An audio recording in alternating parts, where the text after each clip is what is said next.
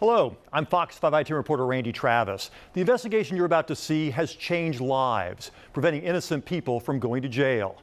We are honored this project was selected for a Peabody Award, television's biggest prize for excellence. You've heard the term innocent until proven guilty. It's the bedrock of our judicial system. But in reality, just getting arrested is enough to drastically affect someone's life.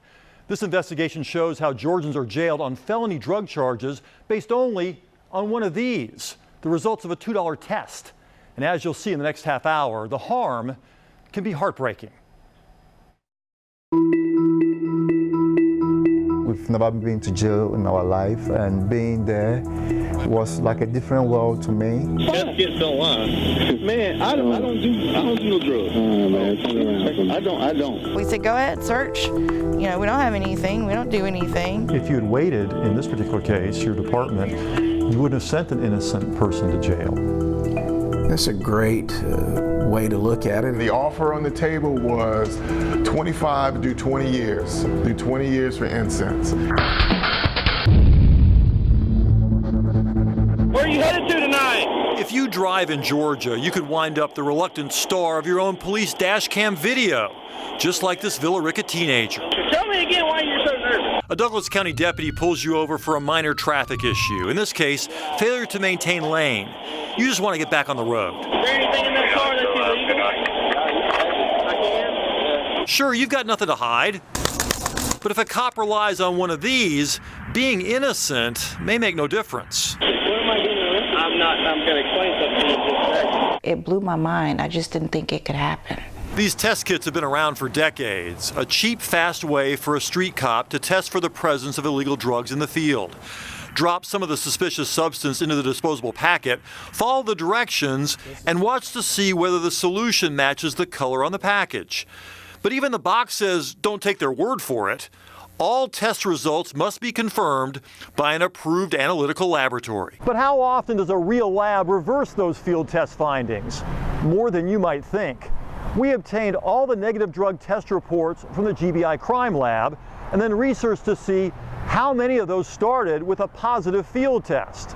We confirmed 145 false positives in just 1 year, wrongly implicating Georgians of all races in all parts of our state. The test kits got it wrong 11 times for heroin, 24 times for ecstasy, 40 times for cocaine, 64 times for meth. All of those field test failures. So there is weed in the car? No, there's no weed in the car. Rockdale County deputies pull over Ed McFadden because of a busted tag light. The deputy smells marijuana, which McFadden blames on a friend who had driven the truck earlier. Since I smell the weed, I'm going to search the car. Go ahead. Go. They don't find any marijuana, but according to their drug field test, they find something far more serious. Crack cocaine. Listen to what the deputy says next. That's fine. Test kits don't lie. Man, I don't do no drugs. Man, I don't. 2 days after missing work and paying a bail bondsman, McFadden got his truck out of impound and realized sometimes test kits do lie. As soon as I seen those candy wraps, I said, breath mess. Anybody was telling that, nobody believed me. In fact, the incident reports list false positives for things many of us might have in our car or home. This Macon woman had an open bag of blue cotton candy in her car. Check out her reaction when Monroe County deputies told her the field test indicated she was a meth dealer. He just kept asking me, "Is there something you need to tell me? We can go ahead and talk about this right now." And I was like, "Yeah, I want to tell you to test that again." Instead, she spent 3 months in jail, unable to make a $1 million cash bond. The crime lab ultimately cleared her, but not before Daisha Fincher missed the birth of her twin grandsons and wasn't there to comfort her daughter through a miscarriage. And I thought it was my fault that she had a miscarriage, and that was hard because I couldn't put my arms around her. So that was really hard on me. A bad arrest can ruin lives in many ways. Look, is there anything illegal in the car? Is there any marijuana in the car? On their way home from a rare dinner out, Simon Kofi and his wife Clarice are stopped by a Dorville police officer. He's not happy with a plastic cover over their license plate. He also believes he smells a, quote, little odor of marijuana. And if I don't find anything, you guys will be on your way, okay? Okay. If I do find something, somebody's going to jail tonight. Someone did go to jail, but just like all the others here and across the country, it wasn't because they had something illegal. a field drug test wrongly said they did. I know I'm innocent, so whatever that is gonna come, I know I'm innocent. Simon and Clarice are trying to have a baby. Back in October 2017, she was taking a common vitamin, folic acid, in hopes of improving their chances. She put half in a baggie so she wouldn't forget to take them at work. Dorville police found the tablets in the glove compartment. Looks like it'd be X. To check their hunch, Dorville police did a quick field test on those white tablets. According to their report, the white tablets tested positive for ecstasy. What are you thinking during all this? We thought we were watching a movie.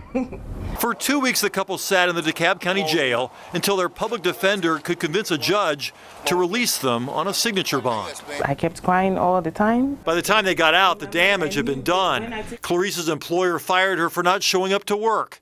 Simon missed his swearing-in ceremony to become an American citizen. 5 months later, the GBI Crime Lab released its own findings on those white tablets, negative for controlled substances. Case closed, charges dismissed, but they still show up when employers do a background check. So are the tests themselves to blame, or are cops just misreading the results? We gathered many of the household items that law enforcement officers wrongly determined tested positive for drugs. And we tested them ourselves. Pop the first ampule.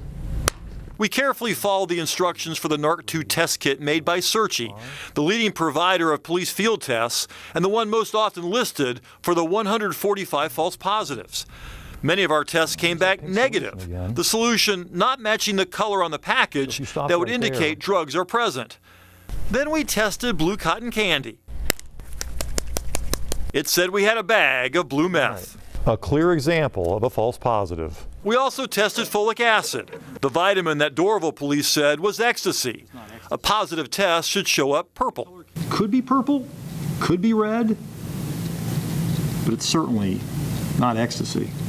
If it came back this color for Dorville police, and maybe it wasn't as well lit as our studio is right now, you might understand why they saw it as purple. So could some tests be faulty and some cops colorblind? Both of these crime photos supposedly show a positive reading, even though the colors clearly don't match. In Georgia, there is no mandatory training for a cop to use a field test. In a statement to the Fox 5 I-Team, Searchy would not address our questions about the possible color confusion. Our NARC presumptive drug tests are presumptive only. All samples should be sent to a crime lab for confirmation. Monroe County Sheriff's Office would not comment about the cotton candy arrest. Dorville police wouldn't comment either, other than to suggest that Simon and Clarice share some of the blame because they did not keep their vitamins in the original bottle. There is no law that requires that. As a parent, you feel powerless to prevent this from happening. Brian and Erica Keel will never forget their teenage son's call that night from the Douglas County Jail. They say I have drugs. And, Mommy, I don't have any drugs. Mommy, I didn't do anything. The son of a federal prison chaplain and a school counselor had never been in trouble before. The family had just moved to Douglas County 2 weeks earlier. Why are you breathing so heavy? I'm making you nervous. We played them the dash cam video. That powdery substance right there in your car showed a positive response on a field test for methamphetamine. I had no idea what that was. So how am I supposed to know what's in your vehicle, sir? The family says what the field test claimed was meth was likely cleaning supplies left over from moving their daughter into a new apartment. There was no other evidence of drug use in the SUV. It would take 18 months before the case was ultimately dropped.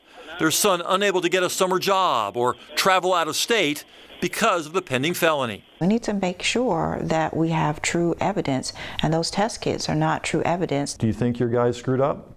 I don't think so. I don't think he had just that test kit to believe that there were narcotics in the car. What else did he have besides a test kit? Well, I mean, that's obvious if you watch the video that he had several things that would indicate that there were a potential that he was doing something wrong. A guy who was nervous. Well, he was nervous. He had an out-of-state license. If they got arrested, right? Or they got stopped. Yeah, I agree with that. We don't put people in jail when they're more nervous than usual, though, right? Not at all. In 2017, the Douglas County Sheriff's Office bought a $30,000 handheld mass spectrometer to test for suspicious drugs in the field, reducing their dependence on the field tests. While Sergeant Jesse Hambrick won't second-guess his deputy that night, this seasoned drug investigator agrees it's a mistake for cops to hang all their probable cause on a $2 test. As a narcotics investigator, that kit only confirms what I already know. But if we have officers out there that are not sure what they know and using that kit to confirm their suspicions, I mean, that's a whole different mentality. A mentality that forgets the pain of the words felony drug arrest. And if you think these people are cashing in, think again. Georgians who tried to sue have seen their cases dismissed. A judge ruling the officer acted in good faith, even if he made a bad arrest. Coming up, why some believe officers should let someone go when a field test is their only evidence.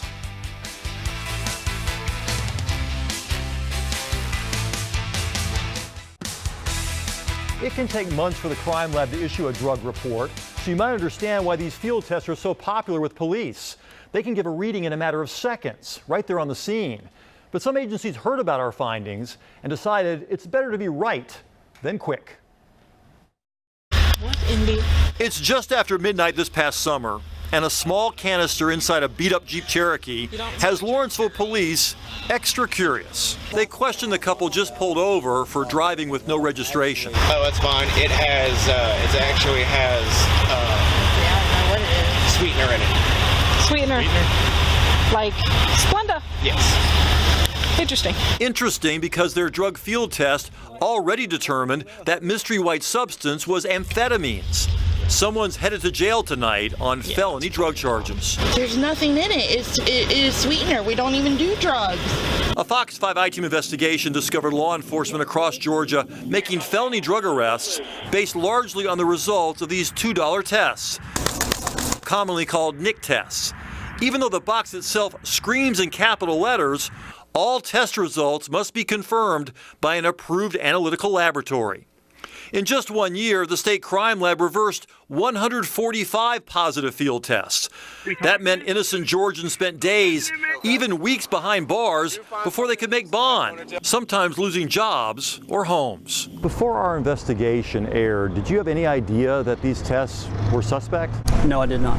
But some departments already had concerns. When we analyzed those 145 false positive cases, we discovered 13 examples where police decided to hold off making a drug arrest until they received crime lab confirmation. Good thing.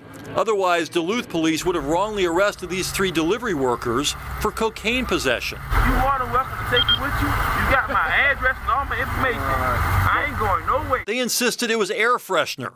They were right. I really want to keep my job. Rockdale County stopped relying on field tests after we profiled an innocent driver they wrongly jailed. A month later, Georgia Tech police stopped using field tests altogether because of the controversy. A false positive convinced them this man was an ecstasy dealer, even though he insisted the small white balls in his car were packing material. He was right. What drug would that possibly be? Balls. So if you had a GBI test that says one thing, a field test that says something else, which one would you go with? Oh, obviously the GBI test. Phil Price is the commander of the Cherokee Multi-Agency Narcotics Squad.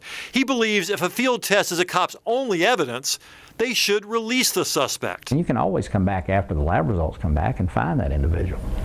Is it that easy to find him? Well, I will not say that it's easy. I will say that that's what we do for a living.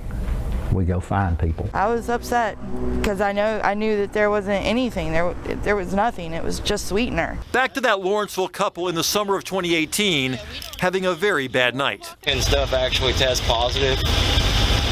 Do you mean test positive in a NIC kit and then not be positive? Yes. Not that I've heard of. I mean, really, I thought that was it. They would not listen. Somebody listened. Yeah. That would be the supervisor on the scene, Sergeant Jimmy Inlow. While Lee Cowart sat handcuffed in the back of one patrol car staring at a felony drug charge, Sergeant Inlow drove his car to a nearby convenience store, walked inside, and grabbed a packet of sweetener. I was either going to prove them right or wrong, and I proved them right. Yep. Turns out they were right, too. This is Splenda. Is it? The test positive for amphetamine was Splenda? I was just kind of shocked. This driver would not spend weeks in jail unable to post bond. They let him go. Lawrenceville police decided to wait for the crime lab to determine whether someone here committed a felony. For cases like this, that's their policy now. It would have been pure hell. Instead, they lucked out. getting stopped just as word started to spread about the danger of these field test failures. When we return, our investigation prompts calls for change worldwide. Would you ever confess to a crime you knew you did not commit? Well, meet a man who nearly did just that. Justin Mallory says he'll never forget the day he sat in an APD precinct after a suspected drunk driving arrest, watching police suddenly get excited. And they're doing these drug testing kits and they're high-fiving each other and they're like, we got them. And I just know I'm here for traffic. And they're talking about the drug dealer. So I'm thinking it's the guy next to me, or this guy is the drug dealer that they got. And then I find out they're talking about me. And it was like I got kicked in the head by a horse. The X-ray tech would spend the next 4 weeks in the Fulton County Jail. Accused drug traffickers with 2 ounces of meth don't get a quick bond.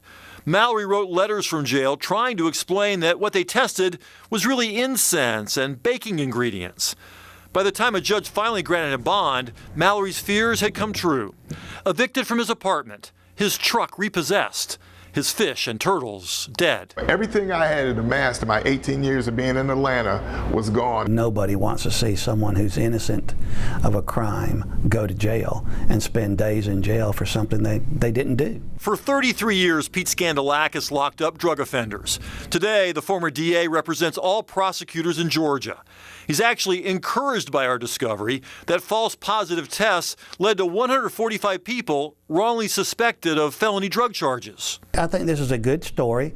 I think it is going to make a difference, and it's going to cause law enforcement agencies to look at their policies and to get this right. Get it right, because we found something else disturbing in our research. Of the 145 false positive cases, 3 chose to plead guilty before the state crime lab results came back. Why would they do that? We were unable to find any of the 3. 2 of them are homeless. All got first offender or conditional discharge status, meaning the conviction will disappear from their records as long as they can stay out of trouble. When he was at his most desperate, Justin says a public defender came to him with a way to at least get moved from Fulton County. The offer on the table was 25 to do 20 years. Do 20 years for incense. He said no, but admits now he might have taken a deal to be released on time served. You were so miserable in the Fulton County Jail that you were willing to confess to a crime that you knew you didn't commit. Absolutely. I was seeing it was very dangerous. The client may be telling the lawyer, look, I didn't do this. But then the prosecutor's telling the lawyer, your guy can get out today. That's why the head of the National Association for Public Defense is sharing our findings with all of his 18,000 members in hopes of better arguing motions for reduced bond or to dismiss charges altogether. I sent this out to everybody. I think it'd have the same impact on nationwide that it's had apparently among law enforcement in Georgia. They certainly are, as your investigation is detailed, are subject to error. LaGrange Police Chief Lou Deckmore also happens to be the past president of the International Association of Chiefs of Police. He's making sure all 32,000 members in 152 countries review their policies too. The group plans new test kit policy recommendations later this year. Our criminal justice system is based on the notion that it's better that 10 guilty go free than 1 innocent person be convicted. A rare moment when the police chief, the public defender, and the prosecutor all agree. I think it's going to be a great help. Coming up, making the best of a bad arrest.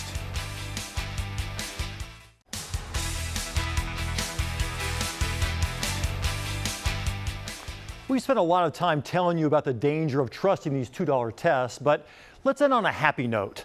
Let's return to the story of Simon and Clarice. They're the couple who spent 2 weeks in the DeKalb County Jail. A false positive field test convinced Doraville police they had caught a pair of ecstasy dealers. The baggie actually contained a common vitamin Clarice was taking in hopes of getting pregnant.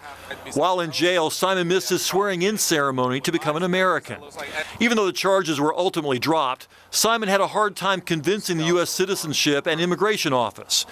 We got involved and sent immigration officials our story. I hereby declare. I hereby declare. A few days later, we got to witness the arrival of a new citizen. Was there any point in there where you said, I don't want to be an American anymore? No, I have a very positive thought. I didn't want that to be a hindrance for all the positive things I have and all what I want to do for the country. Stories like his are already making a difference. I'm Fox 5 i-10 reporter Randy Travis. Thanks so much for joining us.